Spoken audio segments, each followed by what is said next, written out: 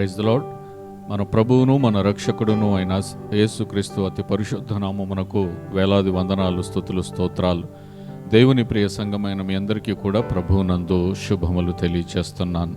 గత వారమంతా కాచి కాపాడి ఈ మాసంలోని చివరి పునరుద్ధాన దినములోనికి మనల్ని నడిపించిన ప్రభువుని స్తుతిస్తూ ప్రార్థనాపూర్వకంగా మరి ఈ దినపు లేఖన భాగాన్ని మనం ధ్యానం చేసుకుందాం. ప్రార్థన. మా ప్రియ పరలోకపు తండ్రి, నీ పరిశుద్ధమైన నామానికి, ఘనమైన నామానికి వేలాది వందనాలు, స్తుతులు, స్తోత్రాలు మీకు చెల్లించుకుంటున్నాను. ఈ దినము సజీవుడైన నీవు మమ్మల్ని సజీవ లెక్కలో ఉంచి నీ పాద సన్నిధికి నడిపించి మిమ్మల్ని స్తుతించి మిమ్మల్ని ఆరాధించి నాయనా నీ కుమారుని యొక్క శరీరంలో రక్తంలో పాలు పంపులు పొందుకొని నాయనా నీ స్వరము వినడానికి మాకు ఇచ్చిన ఈ గొప్ప భాగ్యమును బట్టి నీకు వందనాలు. మీరు మాట్లాడే దేవుడవు. మీరు మాట్లాడితే మేము బ్రతుకుతాము. నీ మాటలో పునరుద్ధానపు శక్తి ఉంది, నీ మాటలో ఆదరణ ఉంది, నీ మాటలో బలం ఉంది, నీ మాటలో ఉజ్జీవం ఉంది, నీ మాటలో హెచ్చరిక ఉంది, నీ మాటలో స్వస్థత ఉంది. అటువంటి మాటల చేత ఈ దినము మాతో మీరు మాట్లాడి నీ వాక్ ప్రత్యక్షతలు అనుగ్రహించి మీరు మహిమ పొందవలసిందిగా వేడుకొంటున్నాను. సమస్త ఘనత, మహిమ, ప్రభావాలు మీకు ఆరోపిస్తూ వినగలిగే చెవులు, అర్థం చేసుకునే మనసు, ఏకీభవించే హృదయం మాకు దయచేయండి. ఈ సమయంలో సంఘంలో ఆన్లైన్లో ఎవరైతే ఆశతో నీ వాక్యం కొరకు ఎదురు చూస్తున్నారో వారందరి పట్ల మీరు కృప చూపించే సహాయం దయచేయండి. నీకే వందనాలు చెల్లిస్తూ నీ దాసుడినైనా నన్ను నీ కుమారుడైన యేసుక్రీస్తు శిలువ చాటున మరుగు చేసుకొని నన్ను వాడుకొనండి, మహిమ పొందండి, నాతో కూడా మీరు మాట్లాడండి. ఇంతవరకు చేసిన మేలుకై కృతజ్ఞతాస్తుతులు చెల్లిస్తూ మా ప్రభువును మా రక్షకుడును అయిన యేసుక్రీస్తు అతి పరిశుద్ధ నామమున స్తుతించి ప్రార్థిస్తున్నాము తండ్రి, ఆమేన్. దేవుని ప్రియ సంగమా, మీ అందరికీ మరొకసారి ప్రభు పేరట శుభములు తెలియచేస్తున్నాను. దేవుని వాక్యమును ధ్యానం చేసుకుందాం. ఆశతో మరి ఆసక్తితో భయముతో దేవుని మాటను విందాం, ఆశీర్వదించబడతాం. ఈరోజు లూకా సువార్త 5వ అధ్యాయము 1 నుండి 7 వచనాలు. లూకా సువార్త 5వ అధ్యాయము 1 నుండి 7 వచనాలు. ఈ లేఖన భాగము అందరికీ సుపరిచితమే. ఎన్నోసార్లు చదివి ఉంటాం, ఎన్నోసార్లు వినుంటాం. కానీ దేవుడు ఈరోజు ఇచ్చినటువంటి వాక్య భాగాన్ని ధ్యానం చేసుకొని మరలా మనము జీవింపబడి ప్రేరేపించబడి ఆశీర్వాదకరముగా మనముందాం, దేవుని మహిమపరుద్దాం. లూకా సువార్త 5వ అధ్యాయము 1 వచనము నుండి. జనసమూహము దేవుని వాక్యము వినుచు ఆయన మీద పడుచుండగా ఆయన గెన్నసరేతు సరస్సు తీరమున నిలిచి ఆ సరస్సు తీరమునున్న 2 దోణెలను చూచెను. జాలరులు వాటిలో నుండి దిగి తమ వలలు కడుగుచుండరి. ఆయన ఆ దోణెలలో సీమోనుదైన ఒక దోణె ఎక్కి దరి నుండి కొంచెము త్రోయమని అతనిని అడిగి కూర్చుండి దోణెలో నుండి జనసమూహములను బోధించుచుండెను. ఆయన బోధించుట చాలించిన తరువాత, నీవు దోణెను లోతునకు నడిపించి చేపలు పట్టుటకు మీ వలలు వేయుడని సీమోనుతో చెప్పగా, సీమోను, ఏలినవాడా, రాత్రి అంతయు మేము ప్రయాసపడితిమి గాని మాకేమీ దొరకలేదు. అయినను నీ మాట చొప్పున వలలు వేతునని ఆయనతో చెప్పాను. వారు అలాగు చేసి విస్తారమైన చేపలు పట్టిరి. అందుచేత వారి వలలు పిగిలిపోవుచుండగా వారు వేరొక దోణలోనున్న తమ పాలివారు వచ్చి తమకు సహాయము చేయవలనని వారికి సంజ్ఞలు చేసిరి. వారు వచ్చి 2 దోణెలు మునుగునట్లు నింపిరి. ఇక్కడ ఈరోజు మనము ధ్యానము చేసుకోబోతున్న అంశము పేరు దోణి. ముందుగానే చెప్పాను, ఈ లేఖన భాగము మనం ఎన్నోసార్లు చదివి ఉంటాం, ఎన్నోసార్లు వినుంటాం. కానీ ఈరోజు పరిశుద్ధాత్మ దేవుడు కొన్ని విషయాలు మన ముందు పెట్టబోతున్న విధానం బట్టి కృతజ్ఞతాపూర్వకంగా మరి దేవుని వాక్యమును విందాం, నేర్చుకుందాం. మొట్టమొదటిగా మనం చూసినట్లయితే పేతురు దగ్గరికి యేసే వచ్చాడు. ఇది మొదటి అంశం. పేతురు దగ్గరికి యేసే వచ్చాడు. యేసు దగ్గరికి పేతురు వెళ్ళలేదు. చూడండి, మనము ఇక్కడ గమనించినట్లయితే ఆ సరస్సు తీరమున 2వ వచనంలో అంటాడు, ఆ సరస్సు తీరమున 2 దోణెలను చూచెను. జాలరులు వాటిలో నుండి దిగి తమ వలలు కడుగుచుండరి. ఆయన ఆ దోణెలో సీమోనుదైన ఒక దోణె ఎక్కి అని అంటున్నాడు. సీమోను దగ్గరికే యేసు ప్రభువారు వచ్చారు. చూడండి, యెషయా పుస్తకము 65వ అధ్యాయము 1వ వచనం. యెషయా పుస్తకము 65వ అధ్యాయము 1వ వచనం. నా యొద్ద విచారణ చేయని వారిని నా దర్శనమునకు రానిచ్చి తిని, నన్ను వెతకని వారికి నేను దొరికి తిని. నేనున్నాను, ఇదిగో నేనున్నాను అని నా పేరు పెట్టబడని జనముతో చెప్పుచున్నాను అని అంటున్నాడు. ఇక్కడ మనం గమనించినట్లయితే నన్ను వెతకని వారికి నేను దొరికి తిని అని అంటున్నాడు. చూడండి, పేతురు మిగతా జాలరులందరూ కూడా సముద్రంలోనికి వెళ్ళారు, సరస్సులోనికి వెళ్ళారు. మరి చేపలు పట్టడానికి వెళ్తారు సహజంగా. అయితే వాళ్ళు మరలా వచ్చారు, తిరిగి వచ్చారు, తమ వలలు వారు బాగు చేసుకుంటూ ఉంటున్నారు. అటువంటి సమయంలో పేతురు అంటే జనసమూహములు ఆయన మీద పడుతున్నప్పుడు మరి పేతురుని చూసి యేసు ప్రభు వారు పేతురు దగ్గరికి వచ్చారు. ఈరోజు అనుకుంటాం, నేను యేసు ప్రభువుని కనుగొన్నాను, లేకుంటే యేసు ప్రభువు నాకు దొరికాడు, నేను యేసు ప్రభువుని వెతికాను. కాదు, యేసు ప్రభువే మనల్ని వెతుకుతూ వచ్చాడు. ఆనాడు మరి పేతురు దగ్గరికి యేసు ప్రభువుని వెతుకుతూ వచ్చాడు. ఈరోజు నీ దగ్గరికి కూడా నిన్ను దర్శించడానికి, నిన్ను పిలవడానికి ఆయన పరలోకము నుండి దిగి వచ్చాడు. ఇది మనం గమనించాలి. ఏదో నేను గొప్పోణ్ణి, నేను పిలిస్తే వచ్చాడు అనడానికి లేదు. మనము ఏమాత్రము మనకు అర్హత లేదు, మనకు యోగ్యత లేదు. ఆయనను చూడడానికి కానీ, ఆయన మాట వినడానికి కానీ, ఆయన గురించి తెలుసుకోవడానికి కానీ, ఆయన అబ్బా తండ్రి అని పిలవడానికి కూడా మనకు అర్హత లేదు. కానీ ప్రభువే మన కోసం తండ్రి సహవాసమును, పరలోక మహిమను విడిచి వచ్చాడు. ఇక్కడ పేతురు దగ్గరికి వచ్చాడు. యోహాను సువార్త 15వ అధ్యాయం 16వ వచనంలో కూడా మనం చూసుకున్నట్లయితే, యోహాను సువార్త 15వ అధ్యాయం 16వ వచనంలో, మీరు నన్ను ఏర్పరచుకొనలేదు, మీరు నా పేరట తండ్రిని ఏమి అడుగుదురో అది ఆయన మీకు అనుగ్రహించినట్లు మీరు వెళ్ళి ఫలించుటకును మీ ఫలము నిలిచి ఉండుటకును నేను మిమ్మును ఏర్పరచుకొని నియమించితిని. ఈ 16వ వచనములో మొదటి మాట, చివరి మాట చూడండి. మొదటి మాట మీరు నన్ను ఏర్పరచుకొనలేదు, చివరి మాట నేను మిమ్మును ఏర్పరచుకొని నియమించితిని. ఈ మాట చదివితే చాలు మనకు అర్థమైపోతుంది.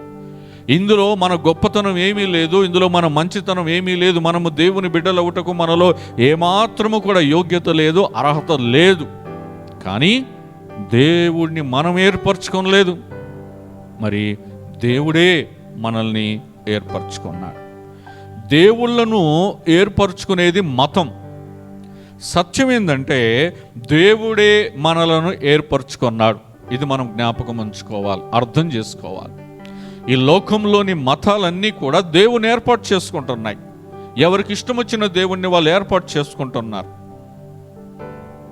కానీ సత్యం ఏమిటంటే నిజదేవుడైన ప్రభువు మనల్ని ఏర్పాటు చేసుకున్నాడు. అందుకే నేను మిమ్మును ఏర్పరచుకొని నియమించితిని అని చాలా స్పష్టంగా చెబుతున్నాడు.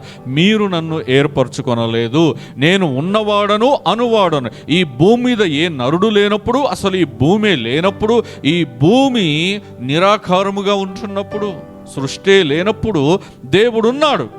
ఆ ఉన్నవాడు మనల్ని ఏర్పాటు చేసుకున్నాడు.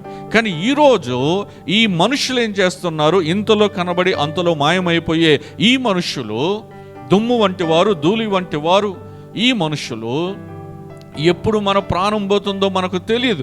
ఈ మనుషులు దేవుళ్ళను ఏర్పాటు చేసుకుంటున్నారు, దేవుళ్ళను ప్రతిష్ఠ చేస్తున్నారు. కానీ దేవుడే మనల్ని ఏర్పాటు చేసుకొని దేవుడే మనలను తనకు ప్రతిష్ఠిత జనముగా చేసుకున్నాడు. ఇది బైబిల్ చెబుతున్న సత్యం.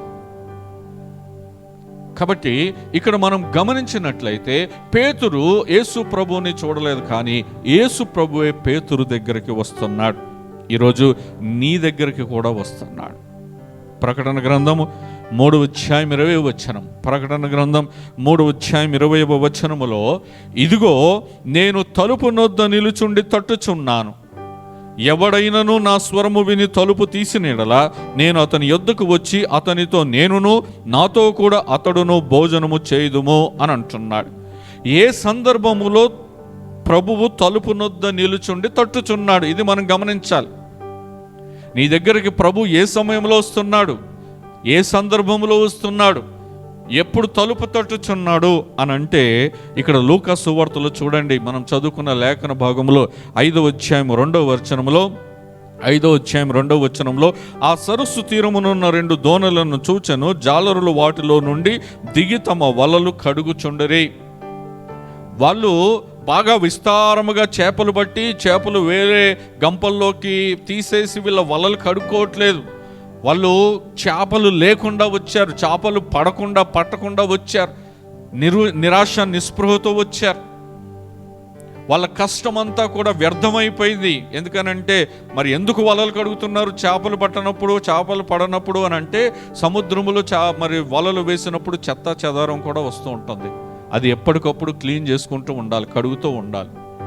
నాచు వస్తుంది, చెత్త వస్తుంది, రకరకాలవన్నీ వస్తూ ఉంటాయి, అవన్నీ కూడా క్లీన్ చేసుకుంటూ ఉండాలి. 5వ వచనంలో చూడండి, 5వ అధ్యాయం 5వ వచనంలో, లూకా సువార్త 5వ అధ్యాయం 5వ వచనంలో, సీమోను ఏలినవాడా, రాత్రంతయు మేము ప్రయాసపడితిమి కానీ మాకేమీ దొరకలేదు, అయినను అని అంటున్నాడు. రాత్రంతా ప్రయాసపడ్డారంట, ఏమీ దొరకలేదు. ఏమి దొరకక ఖాళీ చేతులతో, ఖాళీ వలలతో, ఖాళీ దోణెలతో వాళ్ళు ఒడ్డుకు వచ్చారు. ఇప్పుడు ఒడ్డుకు వచ్చి ఆ నావకో, ఆ పడవకి, ఆ దోణికి లంగరు వేసి వీళ్ళు ఏం చేస్తున్నారు అంటే వలలు కడుగుచున్నారు. చేపలు దొరకక నిరాశ నిస్పృహలతో ఇంకా ఏమీ చేయలేమనే పరిస్థితుల్లో వలలు కడుగుచుండగా, ఇటువంటి సందర్భం నీ జీవితంలో, నా జీవితంలో, అనేకుల జీవితాల్లో ఎన్నోసార్లు వచ్చాయి. మనం ఎంతో కష్టపడతాం కానీ ప్రతిఫలం ఏమీ ఉండదు. చేసిన ప్రయాస అంతా కూడా వృధా అయిపోతుంది. చిల్లి గవ్వ కూడా లాభంగా ఉండదు, ఏమీ దొరకదు, ఉన్నది కూడా ఉడుచుకుపోతుంది. మన శ్రమ, మన కష్టము, అప్పటి వరకు మనం ఖర్చు పెట్టిందంతా కూడా కొన్నిసార్లు బిజినెస్లో కానివ్వండి, వ్యాపారాల్లో కానివ్వండి, లేకపోతే ఏ విషయంలోనైనా కానివ్వండి, కొన్ని లక్షలు పెట్టి చదువులు చదువుతారు, చివరికి ర్యాంక్ రాదు. వాళ్ళ ముందంతా కూడా శూన్యం ఉంటుంది, చీకటి ఉంటుంది. నిరాశ నిస్పృహలతో ఎంతోమంది ఆత్మహత్యలు చేసుకుంటున్నారు. కొన్ని లక్షలు కోట్లు పెట్టుబడి పెట్టి వాళ్ళ సమయాన్ని, వాళ్ళ కష్టాన్ని, వాళ్ళ రక్తము చెమటగా మార్చి ఆ బిజినెస్లో పని చేస్తే వాళ్ళకి చివరికి 5 పైసలు లాభం కాదు కదా, ఉన్న కోట్లు కూడా నష్టపోయిన వారు ఎంతోమంది ఉన్నారు. ఎంతోమంది ఆత్మహత్యలు చేసుకుంటూ ఉన్నారు. ఇదిగో అలాంటి సమయంలో ప్రభు తలుపు తట్టుచున్నాడు. నీ తలుపు తట్టుచున్నాడు, నీ దగ్గరకు వస్తున్నాడు, నిన్ను వెతికొస్తున్నాడు, నీ కొరకే వస్తున్నాడు. నీవు నిరాశ నిస్పృహలో ఉంటే, నీవు తట్టుకోలేని బాధలో ఉంటే, నీకు ఎటు దారి కనిపించని పరిస్థితుల్లో ఉంటే, నీకు చావే శరణ్యము అన్న పరిస్థితుల్లో గనక నీవు ఉంటే, ఇదిగో తలుపు తడుతున్నాడు. నువ్వు చూడు, నీ చుట్టుపక్కల చూడు, ప్రభు నీకు కనపడతాడు. నీ మనోనేత్రములు తెరిచి చూడు, నీ లోపలి చెవి తెరిచి చూడు, ప్రభు తట్టుచున్నాడు. ఒక విధవరాలు మనకు బైబిల్ గ్రంథంలో కనపడుతుంది.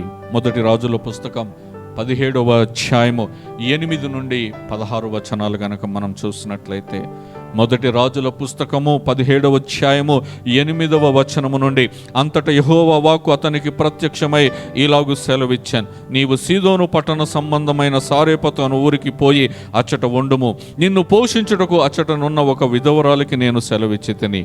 అందుకతడు లేచి సారేపతునకు పోయి పట్టణపు గవిని యొద్దకు రాగా, ఒక విధవరాలు అచ్చట కట్టెలు ఏరుచుండట చూచి ఆమెను పిలిచి, త్రాగుటకై పాత్రతో కొంచెం నీళ్లు నాకు తీసుకొని రమ్మని వేడుకొనేను. ఆమె నీళ్లు తేవబోచుండగా అతడు ఆమెను మరలా పిలిచి, నాకొక రొట్టె ముక్కను నీ చేతిలో తీసుకొని రమ్మని చెప్పాను. అందుకామె, నీ దేవుడైన యెహోవా జీవము తోడు, తొట్టిలో పట్టెడు పిండియు బుడ్డిలో కొంచెము నూనెయు నా యొద్దనున్నవే గాని అప్పం ఒకటైనను లేదు. మేము చావక ముందు నేను ఇంటికి పోయి వాటిని నాకును నా బిడ్డకును సిద్ధము చేసుకొనవలనని అనుకొని పుల్లలు ఏరుటకు వచ్చి తిని అనేను. అప్పుడు ఏలియా ఆమెతో ఇట్లా, నేను భయపడవద్దు, పోయి నీవు చెప్పినట్లు చేయు. అయితే అందులో నాకు ఒక చిన్న అప్పము మొదట చేసి నా యొద్దకు తీసుకొని రమ్ము, తరువాత నీకును నీ బిడ్డకును అప్పములు చేసుకొనుము. భూమి మీద యెహోవా వర్షము కురిపించే వరకు ఆ తొట్టిలో ఉన్న పిండి తక్కువ కాదు, బుడ్డిలో నూనె అయిపోదని ఇశ్రాయేలీయుల దేవుడైన యెహోవా సెలవిచ్చి ఉన్నాడు అనెను. అంతటా ఆమె వెళ్ళి ఏలియా చెప్పిన మాట చొప్పున చేయగా, అతడును ఆమెయు ఆమె ఇంటి వారును అనేక దినములు భోజనము చేయుచు వచ్చిరి. యెహోవా ఏలియా ద్వారా సెలవిచ్చిన ప్రకారం తొట్టిలో ఉన్న పిండి తక్కువ కాలేదు, బుడ్డిలో ఉన్న నూనె అయిపోలేదు. ఇక్కడ మనం గమనించినట్లయితే సారెపతు విధవరాలు ఇక్కడ చూడండి ఎంత మరి దయనీయమైన పరిస్థితుల్లో ఉంది. అక్కడ కట్టెలు ఏరుకోవడానికి వస్తున్నప్పుడు ఏలియా వచ్చి త్రాగడానికి కొంచెం పాత్రలో కొంచెం నీళ్లు తీసుకొని రమ్మంటే ఆమె నీళ్ళే కదా అని సంతోషంగా వెళ్తూ ఉండొచ్చు. ఎందుకనంటే ఆమె పరిస్థితి ఏంటో ఆమెకు బాగా తెలుసు. ఈ దైవజనుడు కేవలం నన్ను నీళ్ళే అడిగాడు గనక అని సంతోషంగా వెళ్తూ ఉందేమో. కానీ అంతలోనే అకస్మాత్తుగా చూడండి 11వ వచనంలో అంటాడు, ఆమె నీళ్లు తేవోచుండగా అతడు ఆమెను మరలా పిలిచి నాకు ఒక రొట్టె ముక్కను నీ చేతిలో తీసుకొని రమ్మని చెప్పాను. అప్పుడు ఈ సారెపతు విధవరాలు గుండెలో ఒక రాయిబడినట్టు అయి ఉంటుంది. అమ్మయ్య, ఆయన కేవలం నీళ్లు మాత్రమే తీసుకొని రమ్మన్నాడు, నీళ్ళు ఇవ్వడం పెద్ద ఇబ్బంది ఏం లేదు, కానీ తినడానికి నా దగ్గర కొంచెమే పిండి ఉంది, కొంచెమే నూనె ఉంది, ఇంకా అదే నాకు జీవనోపాధి, ఈ రోజుతో అది అయిపోతుంది. నేను సంతోషంగా నీళ్ళు తీసుకురావడానికి వెళ్తూ ఉంటే ఈయన సడన్గా పిలిచి నాకు రొట్టె ముక్క తీసుకొని రమ్మన్నాడు. అందుకు ఆమె అంటది 12వ వచనంలో, నీ దేవుడైన యెహోవా జీవము తోడు, తొట్టిలో పట్టెడు పిండియు బుడ్డిలో కొంచెం నూనెనే ఉన్నది, కానీ అప్పం ఒక్కటైనను లేదు. మేము చావక ముందు అంటే అర్థం ఏంటి? ఇక వాళ్ళ పరిస్థితి ఏంటి? ఇంకెక్కడ దొరికే పరిస్థితి లేదు, పక్కింటోళ్ళు అడిగే పరిస్థితి లేదు. వీళ్ళ దగ్గర చివరికి అదే మిగిలింది. అది మిగిలిన తర్వాత చావు కోసం ఎదురు చూడమే తప్పించి ఇంకా ఎవరో వచ్చి ఏదో తెచ్చి పెడతారన్న ఆశ ఏమాత్రం లేని పరిస్థితుల్లో ఉంటే, నేను పోయి నాకును నా బిడ్డకును సిద్ధం చేసుకుని వాళ్ళని కొన్ని పుల్లలు ఏరుకుంటకే వచ్చానని అంటాను. అప్పుడు భయపడొద్దు అని అంటాడు ఏలియా, నువ్వు పోయి చెప్పినట్లు చేయి, అందులో నాకు ఒక చిన్న అప్పం తీసుకుని నా యుద్ధకు రా, తర్వాత నీకును నీ బిడ్డకు అప్పములు చేసుకోనమని అంటాడు. ఏ ఉద్దేశంతో అంటాడు? అసలు పిండి ఎంత ఉంది? పిండి ఎంత ఉంది? పట్టెడు పిండి అంటే చేతిలో పట్టేంత పిండి. ఆ చేతిలో పట్టేంత పిండితో ఆమె తినాలి, ఆ చిన్న బిడ్డ తినాలి. కానీ ఇప్పుడు ఏలియా ఏమంటున్నాడు? విశ్వాసంతో మనం ప్రతి వచనాన్ని చదవాలి. మొదట నాకు అప్పం తీసుకొని రండి, తర్వాత నీవును నీ బిడ్డ తినండి అని అంటాడు. అప్పములు చేసుకోనండి అని అంటాడు. ఎక్కడి నుండి వస్తుంది ఇంకా అప్పములు చేసుకోవడానికి? దేవుడు పంపించాడు గనక అక్కడ ఏదో అద్భుతం జరుగుతుంది, చెబుతాడు అంతే విశ్వాసంతో. అంటున్నాడు 14వ వచనంలో, భూమి మీద యెహోవా వర్షము కురిపించే వరకు ఆ తొట్టిలో ఉన్న పిండి తక్కువ కాదు, బుడ్డిలో నూనె అయిపోదని ఇశ్రాయేలు దేవుడైన యెహోవా సెలవిచ్చి ఉన్నాడు అని. అంతటా ఆమె వెళ్ళి ఏలియా చెప్పిన మాట చొప్పున చేయగా, ఏలియా చెప్పిన మాట చొప్పున చేయగా, ఇది అండర్లైన్ చేసుకోవాలి. దైవజనుడు చెప్పినది చెప్పినట్టుగా చేస్తే ఆశీర్వాదము నీ వెంట పరుగెత్తుకుంటూ వస్తుంది. కృపాక్షేమము నా వెంట వస్తున్నాయని భక్తుడు ఎలాగంటున్నాడో మాట వినుట ఆశీర్వాదమునకు కారణమవుతుంది. అతడును ఆమెయు ఆమె ఇంటి వారును అనేక దినములు భోజనము చేయిస్తూ వచ్చిరి. ఏలియా ద్వారా సెలవిచ్చిన ప్రకారం తొట్టిలో ఉన్న పిండి తక్కువ కాలేదు, బుడ్డిలో ఉన్న నూనె అయిపోలేదు. కొండలు పిండి అవ్వలే, కొండలు నూనె అవ్వలేదు. ఆ కుండలో మాత్రమే పిండి అయిపోలేదు, ఆ బుడ్డిలో మాత్రమే నూనె అయిపోలేదు. దేవుడు అలాగున పోషించాడు. ఈమె పరిస్థితి ఏమిటి? ఆ పట్టెడు పిండితో ఆ బుడ్డిలో కొంచెము నూనెతో అప్పటికి ఆ పూటకి అప్పములు చేసుకొని తిని ఇక చావు కోసం ఎదురు చూడాల్సిన పరిస్థితుల్లో తలుపు తట్టబడింది. ఇది శరీర సంబంధమైన కంటికి కనబడని తలుపు. ఏలియా వచ్చి పిలుస్తున్నాడు ఆమెను, అమ్మా అని పిలుస్తున్నాడు. ఇది దేవుడు మన జీవితంలో చేసే విషయాలు. ఆ స్వరం వినాలి. ప్రభు తలుపు తట్టుచూ ఉన్నాడు. ఒక పాట ఉంటుంది, నాకిక ఆశలు లేవనుకొనగా నా ఆశ నీవైతివే, ఆశలు తీర్చితివే. ఎంత అద్భుతంగా రాశాడు పాట. నిజమే, మన జీవితంలో ఇంకా ఆశలు లేవు. ముందంతా శూన్యమే, ముందు మరణమే, ఇంకా గత్యంతరము లేని పరిస్థితి. నా ఆశ నీవైతివి. సారెపతు ఆశ యెహోవా అయ్యాడు, ఏలియా రూపంలో వచ్చాడు. పేతురు మిగతా జాలరులందరూ రాత్రంతా కష్టపడ్డారు, ఏమీ దొరకలేదు. చెత్త చెదారంతో వచ్చి ఆ ఒడ్డున వచ్చి ఆ ఓడకి లంగరు వేసి అక్కడ పెట్టేసి ఆ వలలు క్లీన్ చేసుకుంటూ ఉంటున్నారు. ఎంత నిరాశలో ఉండొచ్చు వాళ్ళకి గనక. ఆ వలల నిండా, దోణల నిండా చేపలు పడుతూ ఉంటే ఈ నిరాశతో నిస్పృహతో వలలు కడుక్కునేవారు కాదు, సంతోషముగా ఆ వలలు క్లీన్ చేస్తూ ఉండేవాళ్ళు. యేసు నీ దగ్గరకు వస్తున్నాడు. ఎన్నోసార్లు నీ దగ్గరకు వచ్చాడు, కానీ నువ్వు గుర్తించలేదు. నువ్వు ఆ స్వరం వినలే, ఆ తలుపు స్వరం వినలే, ప్రభు యొక్క స్వరం వినలేదు. నువ్వు వింటే ఆశీర్వాదకరం. సరేపతు విధవరాలు ఏలియా చెప్పిన మాట చొప్పున చేయడానికి ముందు విన్నది, అది చాలా ప్రాముఖ్యమైన విషయం. వినుట చాలా ప్రాముఖ్యమైన విషయం. రెండవది, మొదటిది యేసు ప్రభు పేతురు దగ్గరకు వచ్చాడు. రెండవది ఏంటంటే దోణెను అడిగిన యేసు. యేసు సంథింగ్ నీ నుండి ఒకటి అడుగుతున్నాడు. లూకా సువార్త 5:3. లూకా సువార్త 5:3.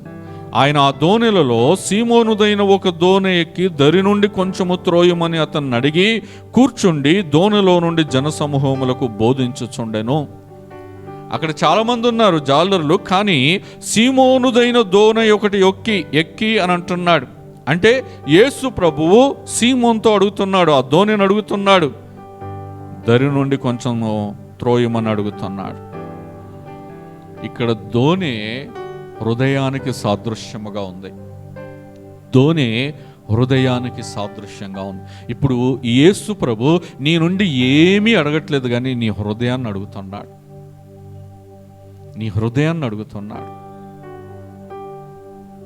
ఇది నువ్వు గమనించాలి. ఇప్పుడు నీ హృదయం అనే దోణెను యేసు అడుగుతున్నాడు. పేతురు తన దోణె ఇవ్వకపోతే అద్భుతం జరిగేది కాదు. ఈ సందర్భంలో ఈ 5వ అధ్యాయం, ఈ చదువుకున్న లేఖన భాగాలన్నిటిలో కూడా మీరు గమనించినట్లయితే అక్కడ కొన్ని అద్భుతాలు జరిగాయి. యేసు గనక ప్రభువు మాట వినకుండా తన దోణె ఇవ్వకుండా ఉండుంటే అక్కడ అద్భుతం జరిగేది కాదు. మన హృదయం అనే దోణెను యేసు ప్రభుకు ఇవ్వకపోవడం వలనే మన జీవితంలో ఎన్నో అద్భుతాలను మనం కోల్పోతూ ఉన్నాం. మన జీవితాల్లో అద్భుతాలు జరగట్లేదు. కారణం మన హృదయాన్ని దేవునికి ఇవ్వట్లేదు, ప్రభువుకి ఇవ్వట్లేదు. రెండవది, యేసు దోణెను లోతునకు నడిపించమంటున్నాడు. చాలా మంది ఒడ్డునే ఉండాలని కోరుకుంటారు. క్రైస్తవులుగా మనం అలాగనే ఉండకూడదు. మనకు లోతైన అనుభవంలోనికి మనం వెళ్ళాలి.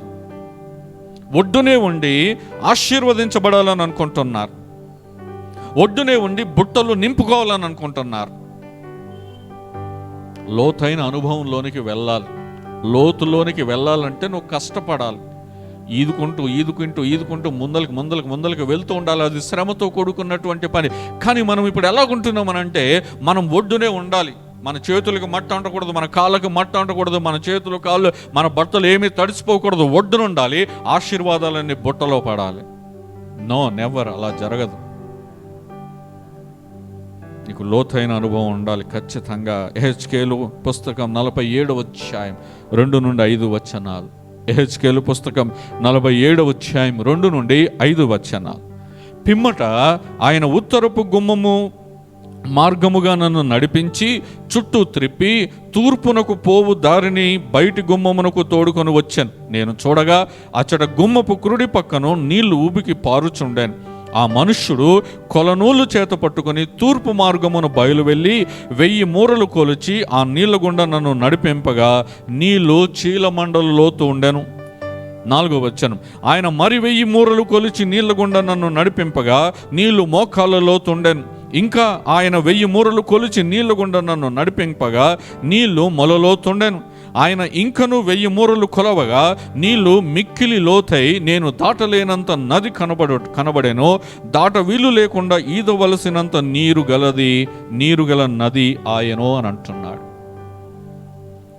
చీలమండలం లోతు, మోకాళ్ళ లోతు, నడుము లోతు, చివరికి దాటడానికి వీలు లేనంత ఈదవలసినంత నీరు గల నది అయిపోయిందని అంటున్నాడు.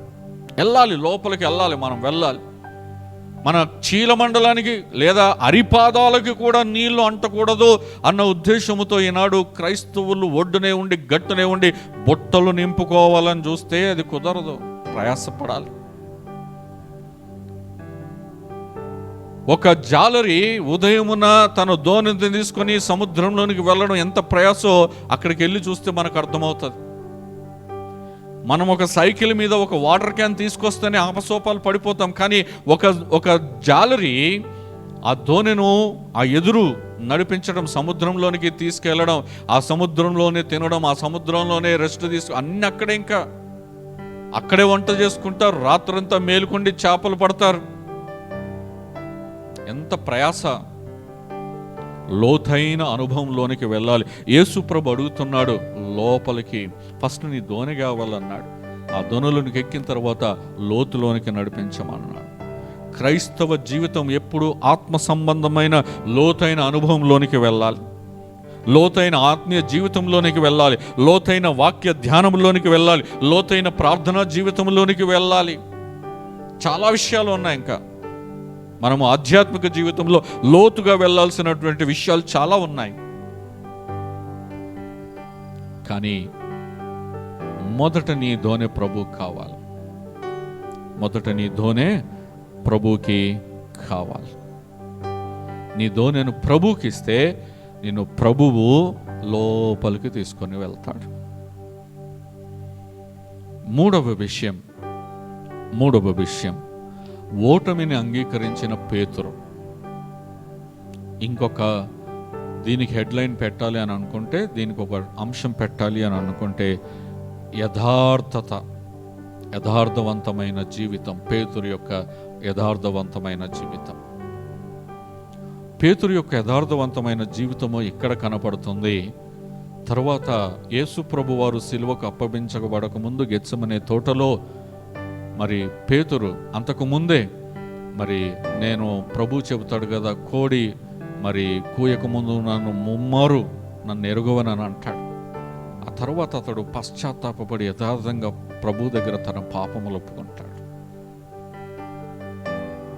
దావీదు ఎలాగున తన పాపం ఒప్పుకున్నాడో పేతురు కూడా అలాగనే పశ్చాత్తాపడతాడు. అది యథార్థత. దావీదు జీవితంలో అది యథార్థత, పేతురు జీవితంలో అది యథార్థత. ఇక్కడ చూడండి, పేతురు యొక్క యథార్థత ఓటమిని అంగీకరిస్తున్నాడు. లూకా సువార్త 5వ అధ్యాయం 5వ వచనం. లూకా సువార్త 5వ అధ్యాయము 5వ వచనం. సీమోను, ఏలినవాడా, రాత్రంతయుము మేము ప్రయాసపడితిమి గాని మాకేమీ దొరకలేదు అని అంటున్నాడు. ఈ మాట చెప్పడానికి గట్స్ అంటే ధైర్యం ఉండాలి. చుట్టూ జాలర్లు ఉన్నారు. చుట్టూ జాలర్లు ఉండి అక్కడ ఎలా ఉంటుందో అంటే పోటీ వాతావరణం ఉంటుంది. నాకు చూడు ఎన్ని చేపలు పడ్డాయి, అదేంట్రా నీకు చేపలు పడలేదా అని అంటారు.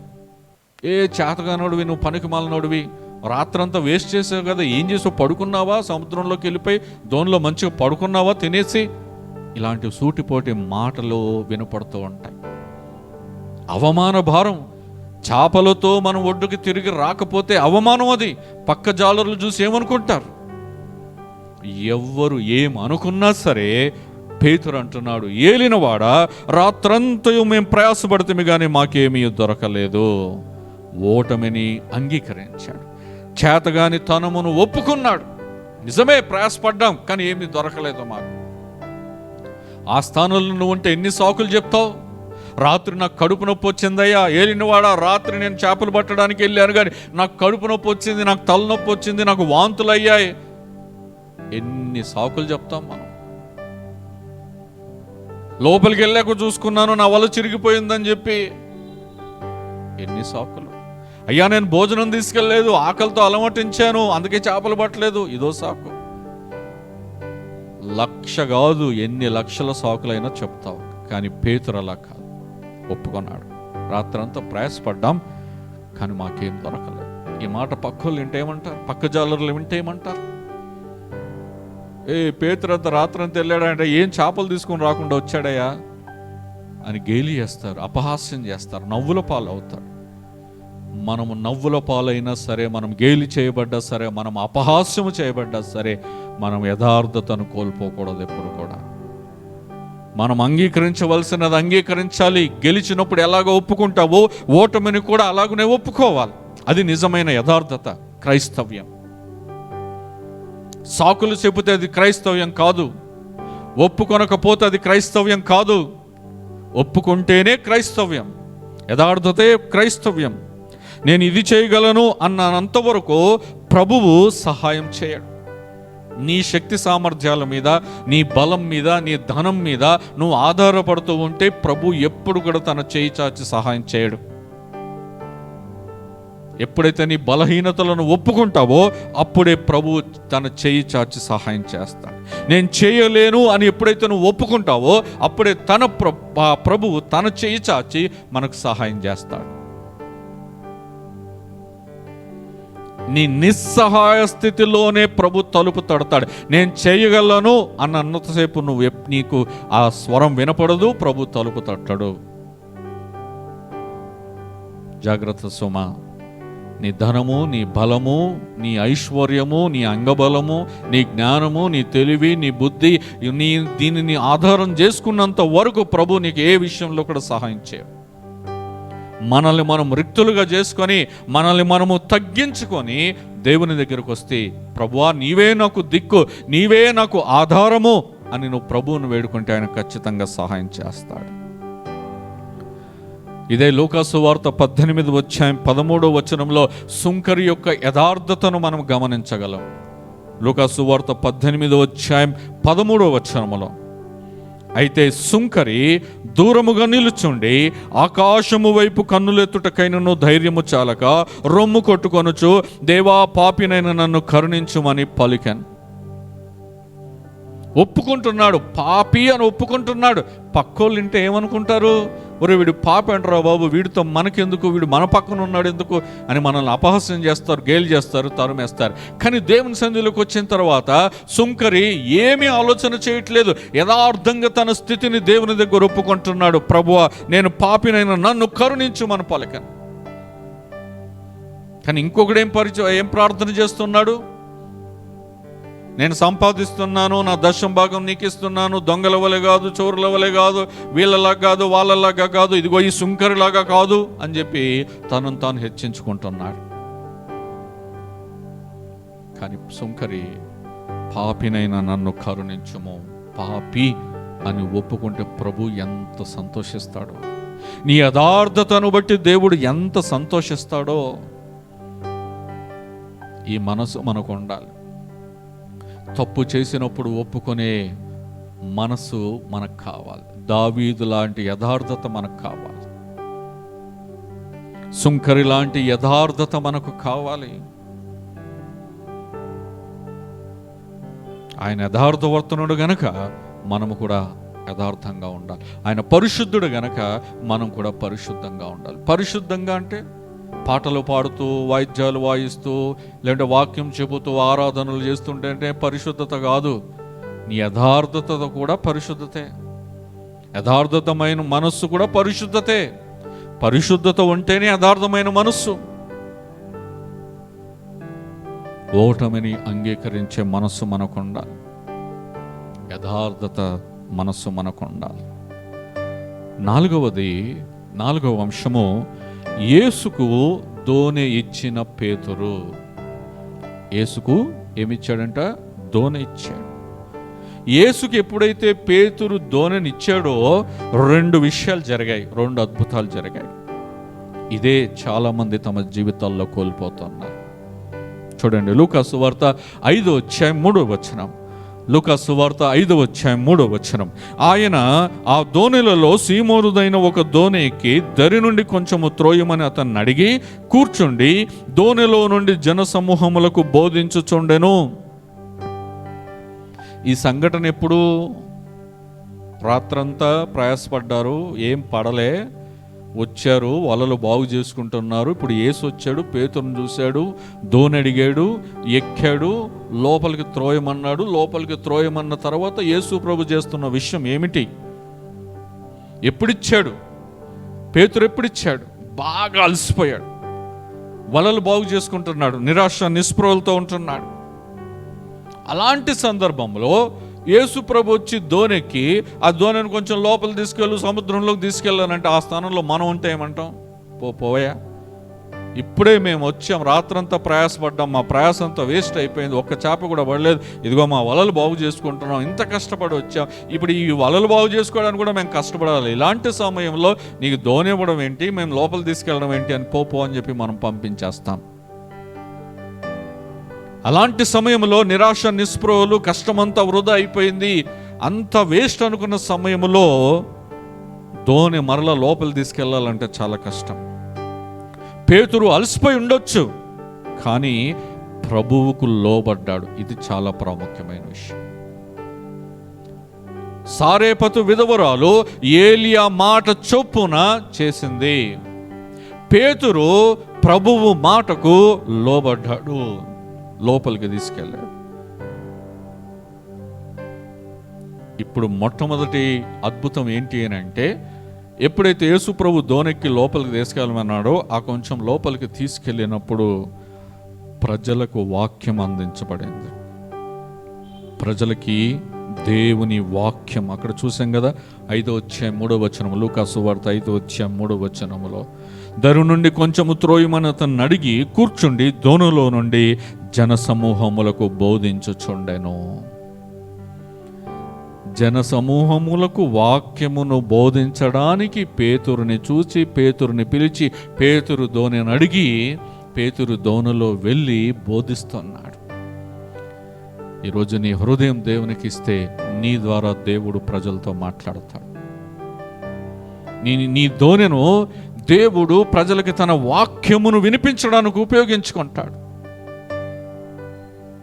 ప్రజలకి ఆశీర్వాదం వచ్చింది.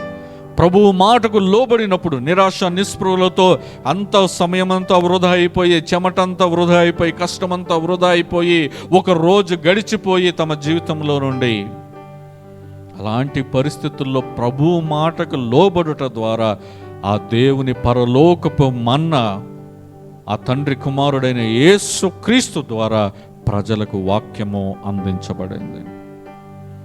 నీ దోణిను దేవునికి ఇస్తే దేవుడు అలా వాడుకుంటాడు.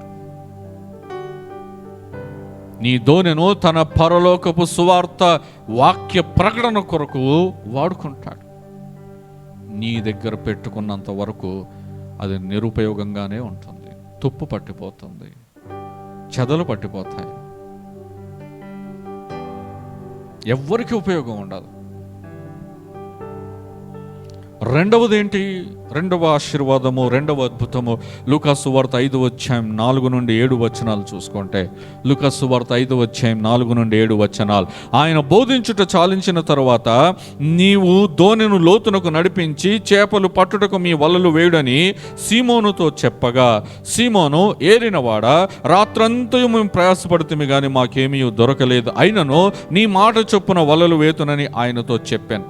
వారు అలాగు చేసి విస్తారమైన చేపలు పట్టిరి. అందుచేత వారి వలలు పిగిలిపోవచుండగా వారు వేరొక దోణిలోనున్న తమ పాలివారిని వచ్చి తమకు సహాయము చేయవలనని వారికి సంజ్ఞలు చేసిరి. వారు వచ్చి 2 దోణిలు మునుగునట్లు నింపిరి.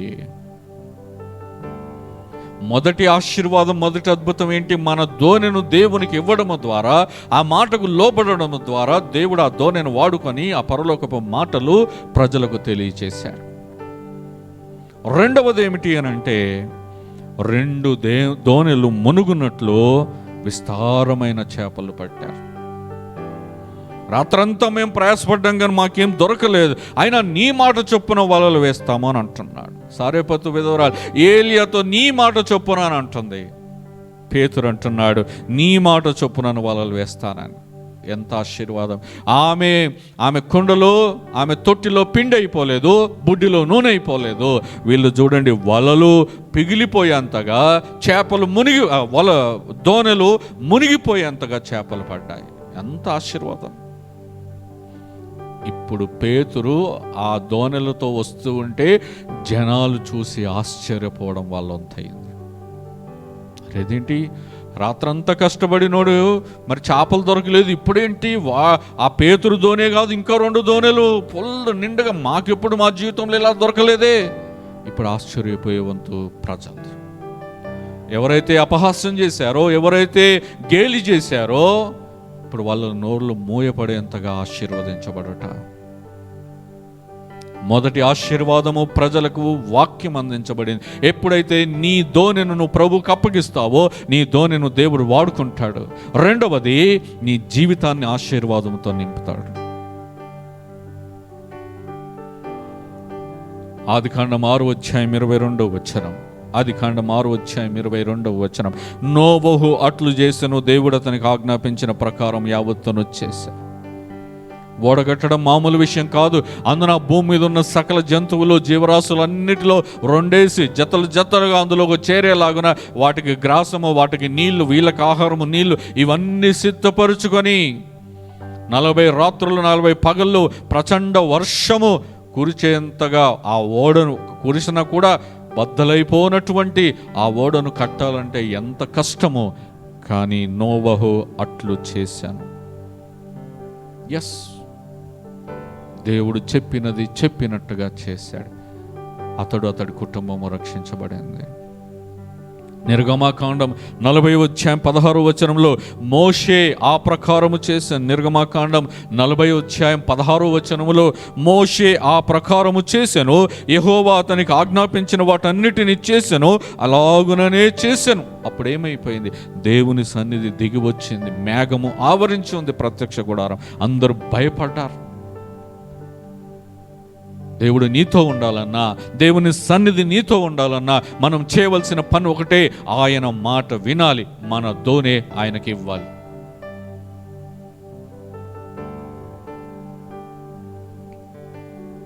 మనము వాక్యం చాలాసార్లు చదువుతాం. ఏంటంటే, పుచ్చుకొనుట కంటే ఇచ్చుట ధన్యము, పుచ్చుకొనుట కంటే ఇచ్చుట ధన్యం. దాన్ని అందరూ కూడా ధనం రూపంలోనే ఆలోచన చేస్తారు.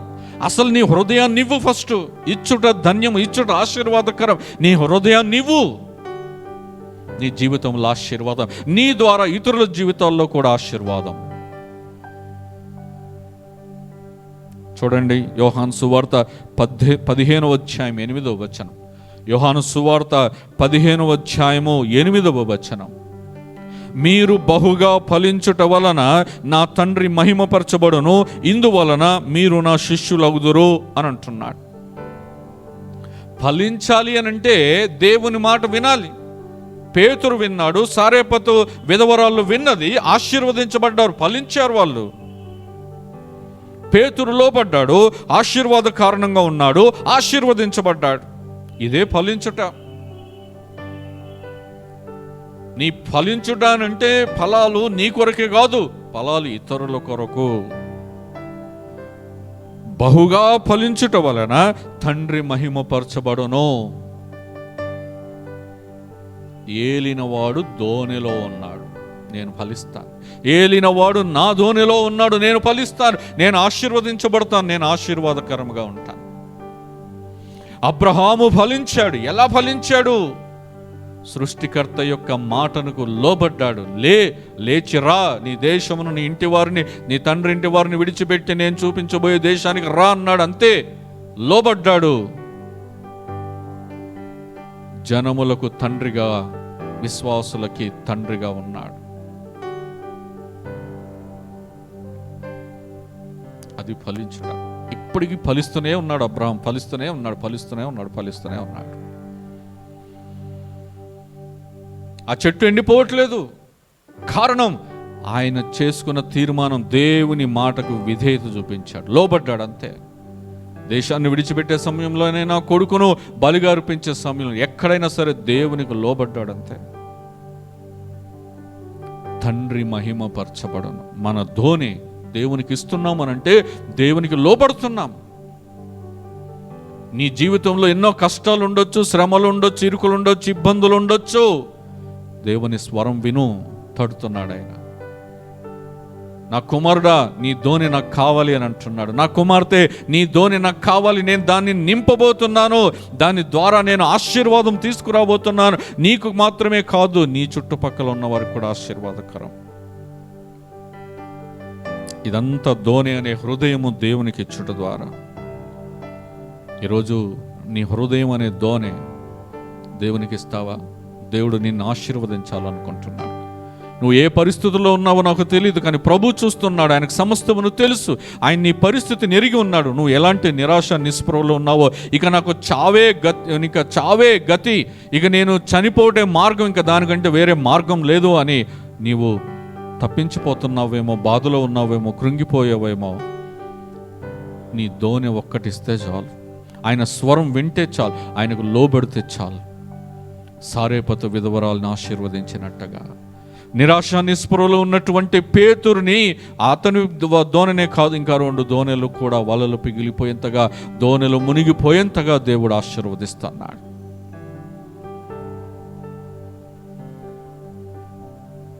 ఈరోజు నీ దోనె నువ్వు అనారోగ్యంతో ఉన్నావా? నీ దోనె నువ్వు దేవునికి. నీవు ఆర్థికపరమైన ఇబ్బందుల్లో ఉన్నావా? నీ దోనెను ప్రభువుకి ఇవ్వు. నీ ఆర్థిక ఇబ్బందులు తీరిపోవడమే కాదు, ఇంకా నిన్ను మిగుల్లోనికి తీసుకొని వస్తాడు. దీనికి అంతటికి కారణం దేవుని మాట వినాలి, దేవునికి లోబడాలి. నా ఏలినవాడ నీ మాట చొప్పున అని సారేపతు విధవరాలు అంటుంది. నా ఏలినవాడ నీ మాట చొప్పున నేను లోపలికి తీసుకెళ్తాను దోనె అంటున్నాడు. నీ మాట చొప్పున హృదయం దేవునికి ఇస్తే దేవుని మాటకు మనం వింటాం, లోబడతాం. కానీ నీ హృదయాన్ని నీ దగ్గర పెట్టుకుంటే, నీ దోనెని నీ దగ్గర పెట్టుకుంటే యేసు ప్రభు అందులోనికి రాడు. పేతురు, ఈ దోనె నాకు ఇవ్వు, నేను ఎక్కుతాను, లోపల తీసుకెళ్ళు. ఇచ్చాడు. ఆయన పరిస్థితిని పక్కన పెట్టేశాడు.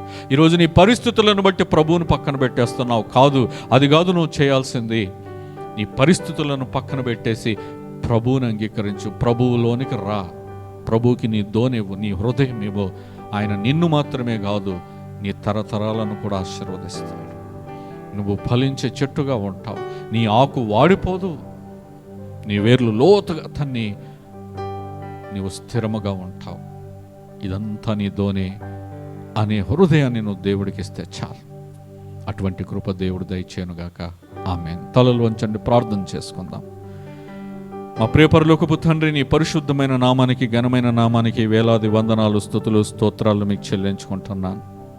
ఈ ఉదయకాల సమయంలో, ఈ నీ పునరుద్ధాన కాలంలో, పునరుద్ధానపు దినమున నా తండ్రి, నిన్ను స్తుతించడానికి, నిన్ను ఆరాధించడానికి, నీ కృతజ్ఞతాస్తుతులు చెల్లించడానికి, నీ కుమారుని యొక్క శరీరంలో, రక్తంలో పాలు పంపులు పొందుకుని ఆయనను జ్ఞాపకం చేసుకోవడానికి మాకు ఇచ్చిన భాగ్యమును బట్టి వందనాలు.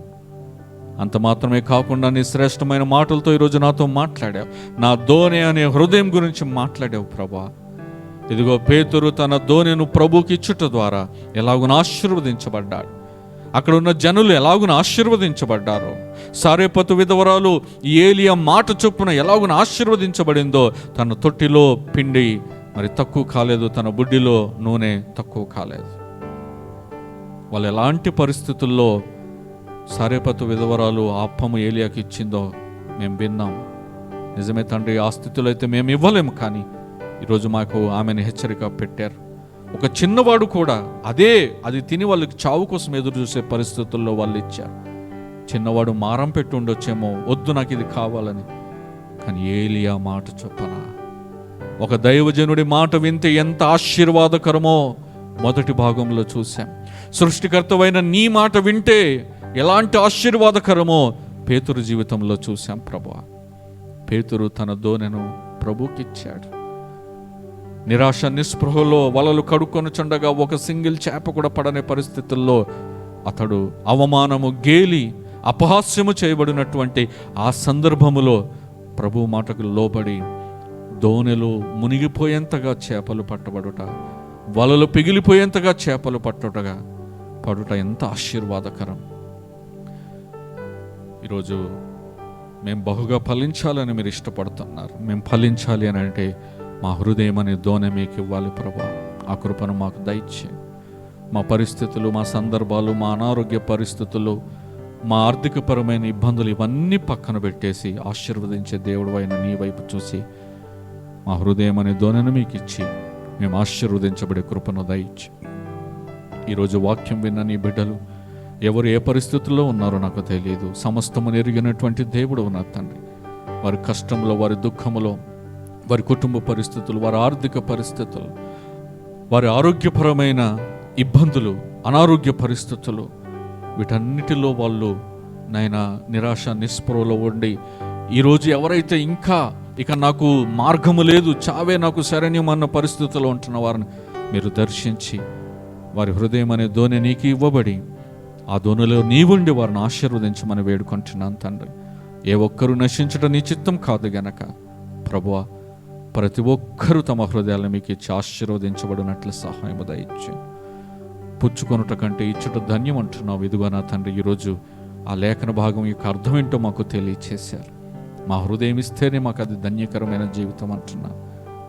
అటువంటి జీవితాన్ని మాకు ప్రసాదించమని విన్న ప్రతి బిడ్డను ఆధ్యాత్మికంగాను, శారీరకంగాను, ఆరోగ్యపరంగాను, ఆర్థిక పరంగాను దీవించి ఆశీర్వదించి మీరు మహిమ పొందవలసిందిగా వేడుకుంటూ నీ పరలోకపు దీవెనల చేత వారి వ్యక్తిగత జీవితాల్లో, కుటుంబాల్లో, వారి చేతి పనుల్లో, ఉద్యోగాల్లో, వ్యాపారాల్లో, చదువుల్లో నింపి ఆశీర్వదించమని వేడుకుంటూ మా ప్రభువును మా రక్షకుడు యేసు నామములో స్తుతించి ప్రార్థిస్తున్నాము తండ్రి, ఆమేన్. మన పరలోకపు తండ్రి అయిన దేవుని ప్రేమ, మన ప్రభువును మన రక్షకుడును ఆయన ప్రియ కుమారుడైన యేసుక్రీస్తు వారి కృప, పరిశుద్ధాత్మ యొక్క అన్యోన్య సహవాసమైన ఆదరణ, శాంతి, సమాధానం, ఆశీర్వాదం ఇప్పుడును ఎల్లప్పుడూను ఎవరైతే తమ దోణులను ప్రభువుకి ఇవ్వాలని ఆశపడుతున్నారో, తీర్మానం చేసుకున్నారో వారికి, వారి కుటుంబాలకి, వారి చేతి పనులకి, వారికి కలిగిన సమస్తమునకును ఆయన దక్షిణాస్తం సదాకాలం తోడై ఉండి నడిపించను గాక. ఆమేన్. Praise the lord.